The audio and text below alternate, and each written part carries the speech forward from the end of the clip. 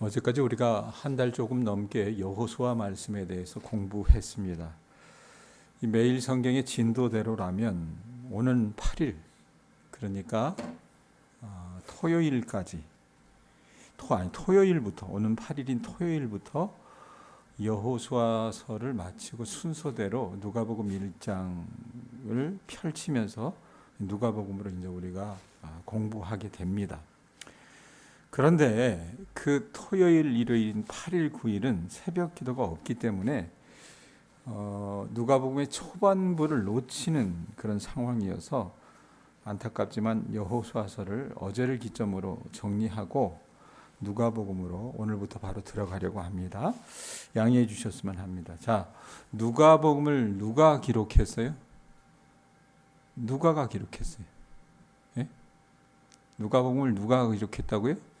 누가가 기록했습니다. 누가. 영어로 Luke, L-U-K-E인데 누가가 기록했는데, 누가가 여러분 누가복음만 쓴 것이 아니라 성경 안에 또 다른 글을 썼습니다. 그게 어떤 글입니까? 사도행전을 기록한 사람이 누가입니다.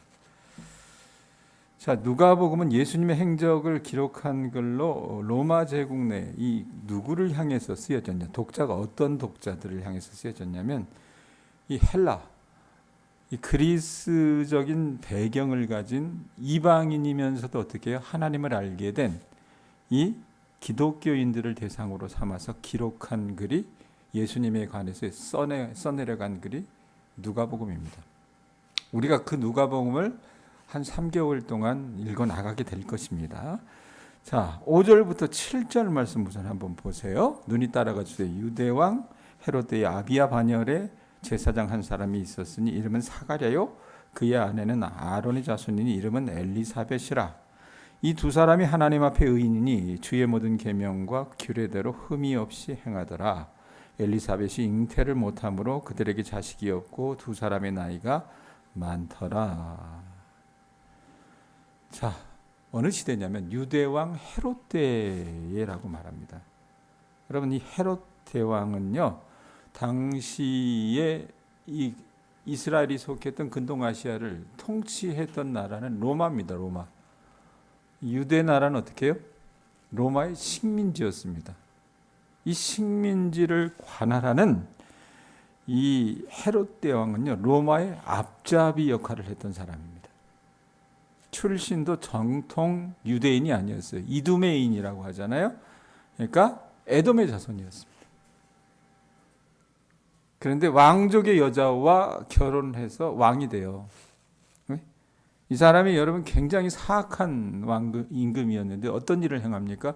예수님 태어나시고 나서 동방박사가 찾아왔을 때에 구주가 오셨다, 메시아가 오셨다는 얘기를 그들이 흘리고 나서 이 헤롯이 어떻게 해요? 베들레헴에서 태어난 영아들을 살해한 장본인이기도 합니다. 자, 이 악한 임금이 통치할 시기, 소망이 없던 시기란 얘기입니다.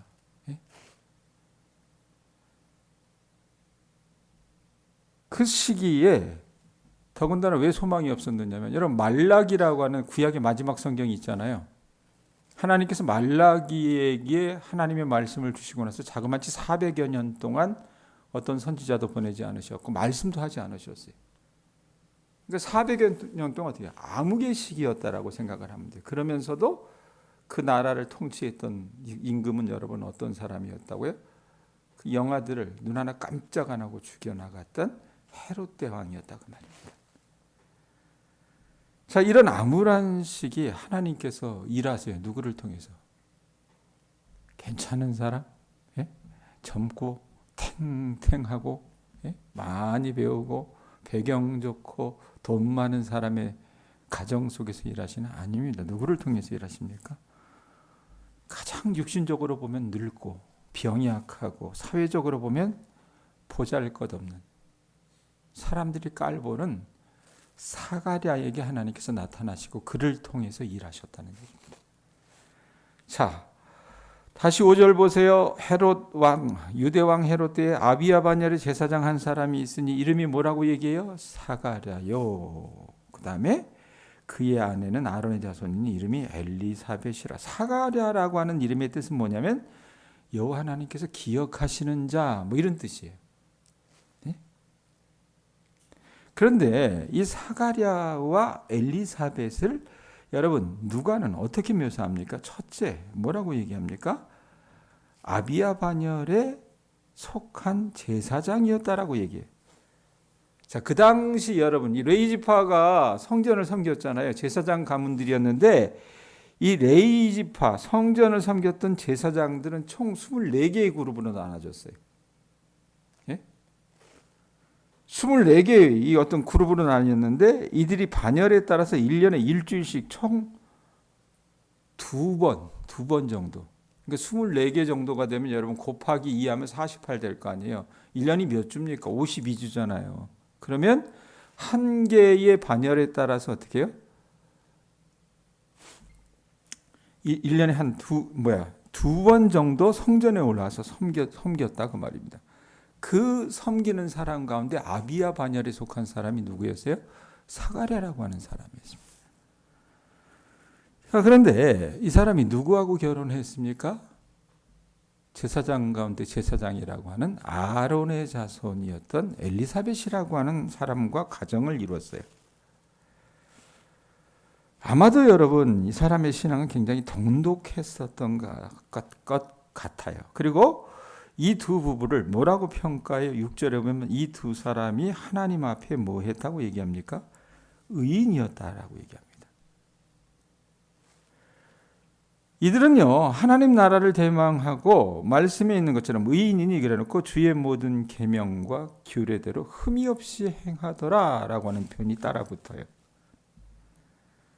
하나님이 인정하시는 하나님 앞에서 의인이에요. 사람 앞에서 의인이 아니라 하나님 앞에서 의인이었는데 이들이 하나님 나라를 대망하고 모세의 율법을요 생명처럼 지켜나갔던 사람이라고 말입니다. 그런데 안타까운 일들이 있어요. 어떤 일입니까? 이렇게 신실하게 하나님 나라를 대망하고 그 하나님 앞에서 의인이었던 사람들에게 여러분 결점이 있었습니다. 그게 뭡니까? 7절 보세요. 엘리사벳이 여자가 뭐해요? 잉태를 못함으로 그들에게는 자식이 없고 그런데다가 이 두 사람의 나이가 어떻대요? 많았다라고 얘기합니다. 자식이 없었어요. 룻기를 설명하면서 제가 우리 교우들하고 나눴던 것처럼 그 당시에 여러분 여인들이 불임이 놓였다라고 하는 것은요. 왜 이 여인들이 아이를 낳지 못할까? 이건 하나님이 어떤 거예요? 노여움을 샀다. 뭔가 잘못한 게 있었겠지. 그러니 자손이 없지. 이렇게 생각했다라는 얘기입니다. 그러니 여러분 어떻게 보면은 정말 대단한 수치심을 안고 살았던 부부라 그 말이에요.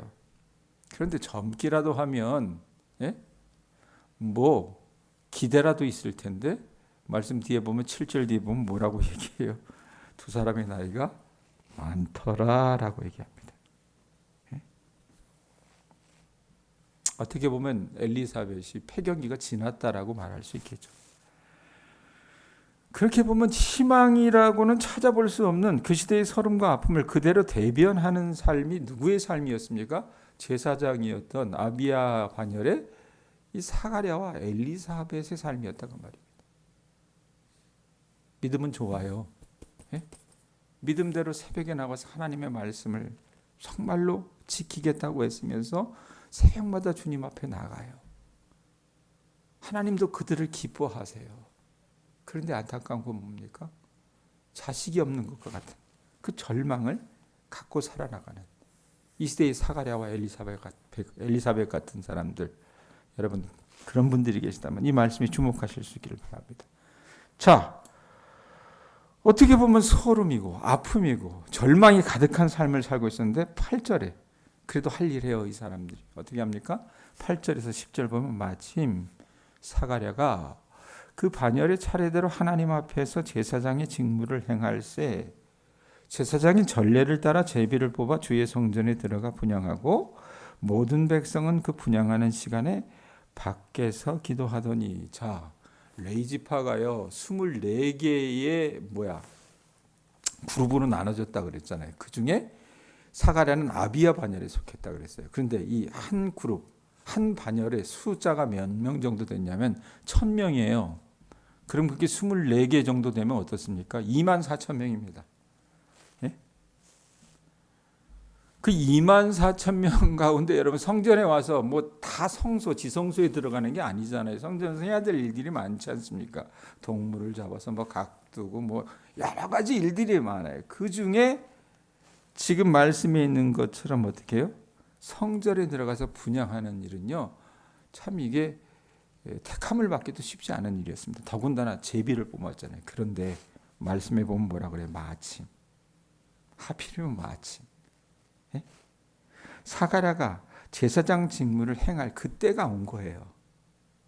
그 1000명의 아비야 반야의 제사장들이 딱 올라갔는데 그들 가운데 여러분 어떻게 해요?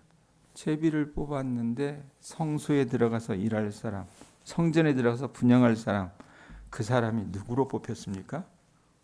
사가랴가 제비 뽑혔다고 말입니다. 그래서 그가 성소에 들어가서 분향하게 되었고 백성들은 그를 위해 기도하는 장면이 그려진다고 말입니다. 자, 아무 소망이 없는 사람이라고 그랬잖아요. 어떻게 보면 쨍하고 볕들 날이 없는 사람이었어요. 그럼에도 불구하고 그가 해야 될 일들을 묵묵히 수행하고 있을 때 어떤 일이 벌어집니까? 11절부터 13절 보세요. 누가 나타나요? 11절에 보면 주의 사자가 그에게 나타나 향단 우편에 서더라. 사가랴가 보고 놀라며 무서워하니 천사가 그에게 이르되 사가랴여 무서워하지 말라. 너의 간구함이 들린지라. 내 아내 엘리사벳이 너에게 아들을 낳아 주리니 그 이름을 요한이라 하라. 사가랴가 성전을 섬길 때에 여러분 하나님의 사자가 사가랴에게 탁 나타난 거예요. 400여 년 동안요. 어떤 하나님의 계시도 나타남도 현현도 없었다니까요. 그런데 400년 만에 여러분 누구에게 나타나세요? 헤롯 왕에게 나타나세요? 아니죠. 누구에게 나타나세요? 이 보잘것없고 소망 없고 정말로 서름 많은 이 늙은 제사장이 하나님의 제단을 섬길 때 그에게 나타나셨던 거예요. 사가랴가 깜짝 놀라죠. 왜? 400여 년 동안 이 귀한 경험을 한 사람이 없다 그 말이에요. 놀라서 두려워했어요. 천사가 그에게 말합니다. 뭐라고요? 뭐라고 얘기합니까? 사가랴여 무서워하지 말라. 그래놓고 어떤 말이 따라붙어요? 너의 간구함이 들린지라. 누구에게 들렸다는 거예요? 하나님이 사가랴의 기도를 듣고 계셨다는 얘기입니다. 예? 사가랴가 무엇을 가지고 기도했을까? 본문은 정확하게 사가랴가 무엇을 가지고 기도했는지, 어떤 기도 제목을 가지고 하나님에게 나아갔는지 여러분 말하지 않습니다. 그러나 말씀에 있는 거 보면 뭐라고 얘기해? 내 아내 엘리사벳이 내게 아들을 낳아주리니 그 이름을 요한이라 하라 라고 얘기해요. 1차적으로는 뭐예요? 사가랴가 무엇을 가지고 기도했을까? 뭐 기대할 만한 뭐가 없다니까요. 아내는 이미 여러분 경수가 끊어졌어요. 아이를 낳을 가망성이 없습니다. 그러나 그러함에도 불구하고 하나님 앞에 그가 하나님의 전을 섬길 때마다 나아갈 때마다 하나님 내게 자식 하나만 주세요. 그렇게 기도했었던 것 같아요. 그런데 그 기도를 하나님께서 들으시고 뭐라고 얘기해요? 내 아내 엘리사벳이 내게 아들을 낳아주리니 그의 이름을 요한이라 하라 라고 말씀해 주시는 거예요. 응답해 주셨다는 얘기입니다. 단순히 여러분 자식을 주시겠다는 그런 응답만을 주신 것이 아니에요. 당시 암울한 여러분 시대였다라고 얘기하잖아요. 400여 년 동안 여러분 어떤 음성도 하나님이 들려주시지 않았습니다. 그런데 이 늙은 제사장에게 나타나서 말씀하시면서 하나님은 어떻게 해요?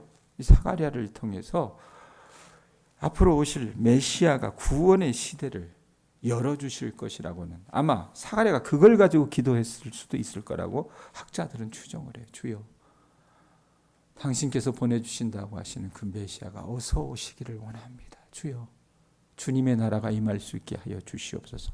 이 기도도 했을 거란 얘기예요. 그리고 그 기도대로 하나님께서 응답을 해 주시는 거예요. 자, 요한을 태어나게 해 주시겠다라고 말씀을 하세요. 그리고 이 요한이 어떤 일을 할까 얘기해 주시는 것이 그 다음 따라 붙는 말씀입니다. 14절부터 17절 보세요. 뭐라고 얘기합니까? 너도 기뻐하고 즐거워할 것이요 많은 사람도 그의 태어남을 기뻐하리니 이는 그가 주 앞에 큰 자가 되며 포도주나 독한 술을 마시지 아니하며 모태로부터 성령이 충만함을 받아 이스라엘 자손을 곧 그들의 하나님께로 많이 돌아오게 하겠음이라. 17절 뭐라 그래요? 그가 또 엘리야의 심령과 능력으로 주 앞에 먼저 와서 아버지의 마음을 자식에게 거스르는 자를 의인의 슬기에 돌아오게 하고 주를 위하여 세운 백성을 준비하리라. 평범한 아이를 주시겠다는 게 아니에요. 야, 너 그토록 대망했던 아이 내가 줄게. 그러니까 그놈 잘 키우고 살아라. 거기서 끝나는 게 아니란 얘기입니다. 자, 요한을 주세요. 이 요한이 태어남으로 인해서 어떻게 하면 됩니까? 그 아이를 기다렸던 사가랴 부부와 또 주변의 많은 사람들에게 기쁨과 즐거움을 가져다 줄 것이라고 얘기합니다. 14절 보세요. 뭐라고 얘기합니까? 너도 기뻐하고 즐거워할 것이요 많은 사람도 그의 태어남을 기뻐하리니 말하잖아요. 그 다음에 또 어떤 것들을 주신대요? 그 요한은 주 앞에서 큰 인물이 되게 해 주실 것이라고 말합니다. 15절 뭐라고 얘기해요? 이는 그가 주 앞에 큰 자가 되며 라고 그래요. 큰 자가 되며. 여러분, 주 앞에서 큰 자라고 하는 게 뭘까? 하나님 보시기에 큰 자라는 뜻이에요. 누가복음 7장 28절에 보면 예수님께서 이 세례 요한을 두고 이런 말씀을 하세요. 여자가 낳은 중에 요한보다 큰 자가 없도다라고 말씀을 하십니다. 그러면 세례 요한이 어떤 인물이었는가? 헤롯 왕보다 더 건세를 누렸던 사람인가? 더 천하를 호령했던 사람인가? 그래서 큰 자라고 말씀하시는가? 그게 아니라요. 주님 앞에서 큰 자는 세상적으로 보면 출세한 사람이 아닐 수 있습니다. 그럼 왜 큰 자라 하는가? 오직 하나님의 길을 예비하며 주님의 구원 계획을 이루는데 귀한 도구로 쓰임받는 사람을 큰 자라고 말해요. 세례 요한이 그 역할을 했다는 얘기입니다. 아셨어요? 그 다음에 어떤 일을 하나님께서 주세요? 16절 보세요. 뭐라고 얘기합니까? 16절 뒷부분에 보면 16절 보면 뭐라고 그래요? 15절 뒷부분에 보면 그가 포도주나 그 외의 독한 술을 결코 마시지 않게 될 거라고 말합니다. 이 세례 요한이 나중에 나실인 서원을 하게 되잖아요. 그리고 그러면서 그가 포도에서 낳는 것은 입에 대지 않게 됩니다. 그리고 넷째 보면 어떻게 해요? 태어날 때부터 성령 충만함을 받을 것이라고 얘기해요. 16절 맨 뒷부분에 나와있는 모태로부터 성령이 충만함을 받아. 어제 이정래 권사님 때문에 제가 보건소 팀장하고 이 얘기 저 얘기 하다가 주명이 얘기를 좀 나눴어요. 그래서 저한테 대뜸 하는 얘기가 목사님 주명에게 신앙이 있죠? 이런 얘기를 해요. 그래서 제가 그럼 확인을 못 하겠다라고 얘기를 했습니다. 워낙에 이 아이가 겪어왔던 일들이 사실은 좀 남다르기 때문에.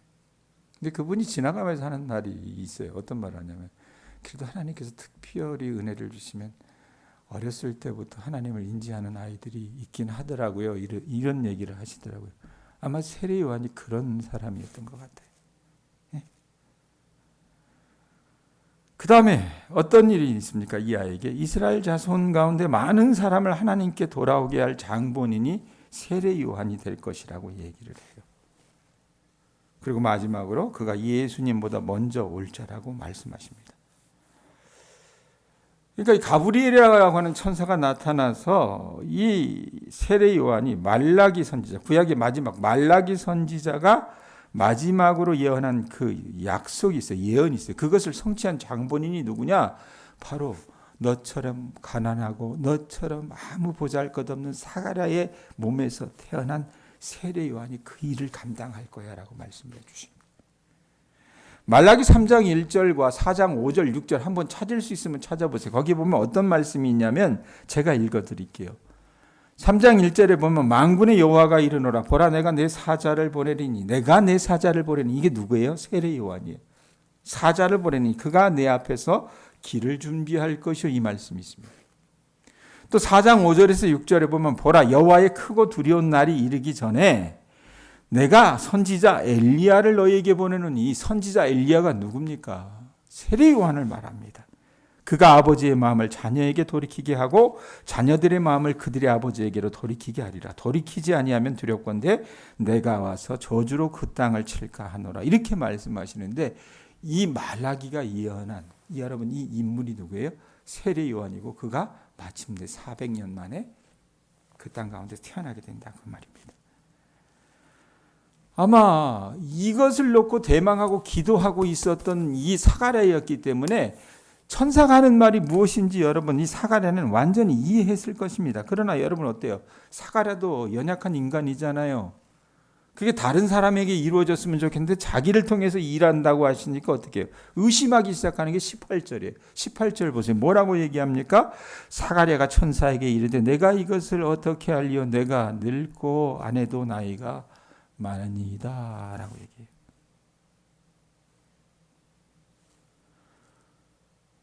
자식을 가질 능력을 이미 여러분 생물학적으로 상실한 늙은 아내가 여러분 아들을 잉태할 것이다? 천사가 말하긴 하지만 여러분 이게 믿겨지지 않았던 겁니다. 네? 더군다나 그 아들이 여러분 어떤 아들이 돼요? 자기가 그렇게 대망하고 기도했던 구약의 이 말라기가 예언한 메시아의 그 길을 예비할 그 역할을 감당할 인물이 될 거라고 말씀하시는 그 말씀은요. 더더군다나 믿겨지지 않는 거예요. 그래서 의심했습니다. 그래서 천사 가브리엘이 어떻게 해요? 이것은 하나님께서 하시는 일이다라고 말씀을 해주세요. 그리고 사가랴가 이 약속을 믿지 못한 데 대한 징벌로 어떻게 해요? 그 약속을 들은 이후부터 아이가 태어날 때까지 말을 못하게 하십니다. 그의 입을 닫아버리세요. 네?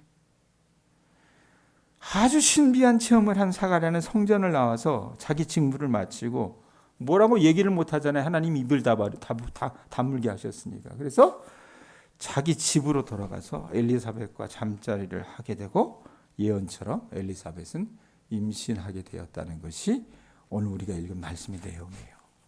자, 여러분 예수님의 이야기 앞에 꼭 등장하는 이 세례 요한의 이야기 가운데 오늘 제 시선을 사로잡는 것이 여러분 무엇이었냐면 사가랴의 형편과 그의 기도였습니다. 말씀드렸듯이 여러분 사가랴는요 인간적으로 보면 소망이 없는 사람이었습니다. 예? 모든 게 여러분 어떻게 해요? 사망 선고가 내려진 사람이 불가능한 사람이었습니다. 그런데 그렇게 불가능한 그 상황이 여러분 하나님께서 일하실 수 있는 최선의 무대가 되었어요. 예? 여러분 우리들에게도 이런 불가능한 절망적인 상황이 있을 것입니다. 내가 늙고 병들어서 이제는 죽을 날만 기다리고 있다면 그 삶이 그럴 것이며 물질적인 형편이 이제는 어떻게 해요? 별 뾰족한 어떤 수가 보이지 않는 것이 또한 그런 상황일 것이며 나의 자녀들이 나의 식구들이 예수 이야기만 하면 입을 삐죽이는 현실이 또한 그런 상황일 수 있다 그 말입니다. 그러니 어떻게 해요? 내 삶에는 볕들 날이 없는 것처럼 보여요. 그런데 우리가 그렇게 불가능하게 생각하는 그 상황이 무한하신 하나님의 능력과 그분의 은혜를 보여주시는 새로운 무대가 될 수 있다는 사실을 기억하셨으면 좋겠습니다. 사가랴와 엘리사벳에게 그러하셨던 것처럼 하나님은 우리의 절망적인 상황 가운데서 일하신다는 것을 여러분들 아시기 바랍니다.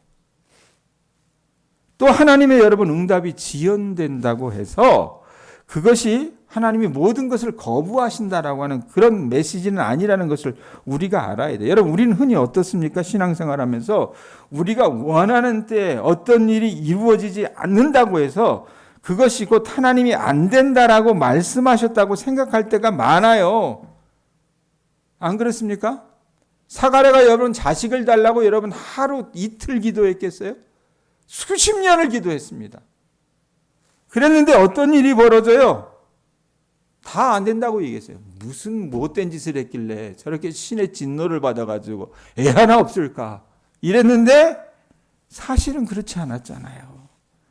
하나님의 때와 방법은 여러분 인간의 어떤 계산과는 완전히 달라요. 그러므로 그 하나님의 일하심을 기대하고 기다리시면서 여러분이 어떻게 해요? 성숙의 자리로 나아가실 수 있기를 축원드립니다. 자, 그러면 마지막으로 우리가 어떻게 우리의 믿음을 키워가며 성숙의 자리로 나아갈 수 있을까? 오늘 여러분 봐야 될 요절은 아마 13절이 아닐까 싶어요. 13절에 뭐라고 얘기해요? 같이 읽어봅니다. 읽습니다. 뭐라고 얘기해요? 천사가 그에게 이르되 사가랴여 무서워하지 말라. 그래놓고 어떤 말이 따라붙어요? 너의 간구함이 들린지라. 기도가 여러분 어떻게 해요? 모든 것을 가능하게 만들었다는 얘기입니다. 기도가 사가랴의 믿음의 근력을 키워냈어요. 기도하면서 여러분 우리는 하나님의 뜻을 조금씩 알게 되잖아요. 우리 믿음이 여러분 어릴 때는 어때요? 그죠? 하나님 앞에 순간순간 달라고 기도하며 때를 쓰기 일쑤지만 그 믿음이 여러분 어떻게 됩니까? 기도하면서 조금씩 자라기 시작하면 하나님이 곧바로 응답하시지 않는다고 해서 좌절하고 절망하고 원망하지 않고 오히려 어떻게 해요? 이건 무슨 뜻이 있겠지 생각하면서 주님의 때를 기다리며 사가랴처럼 간구할 수 있게 된다 그 말입니다. 그러다 자신의 아이를 갖지 못하는 형편이 곧 여러분 이건 사가랴만의 아픔이 아니었어요.